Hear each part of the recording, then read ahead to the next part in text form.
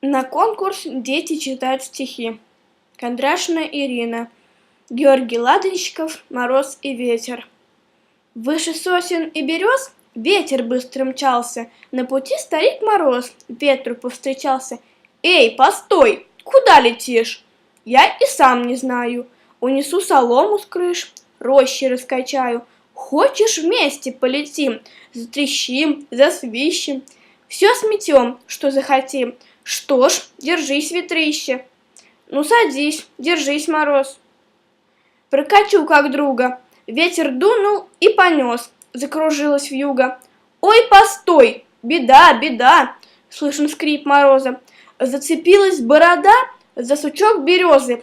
«Оторвем!» — ответил ветер. «Видишь, там на горке дети. Налетим на них с тобой и загоним всех домой». Но ребята не боятся, в шубах, в валенках они, в санки весело садятся. «Ну-ка, ветер, догони!»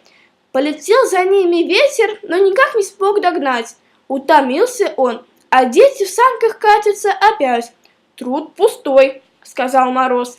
«Полетим-ка мы в колхоз. Унесем тепло из хат, изведем фруктовый сад. Что ж, летим, держись, дружище, погуляем по жилью. Я у лодыря жилище сквозняком продуть люблю». Ветер бросился на крыши, взвыл и стал заметно тише. Крыши-то железные, рвать их бесполезно.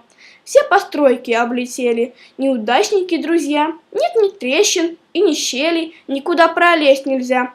Сад фруктовый покачали и хотели улететь, но в колхозе их поймали, за усы их привязали, строго-строго приказали ветродвигатель вертеть.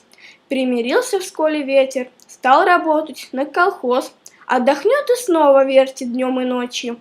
А Мороз до конца зимы трещал, оборвать был рад усы. Всех румянил, подгонял, растерял все градусы. На траву весной упал и пропал.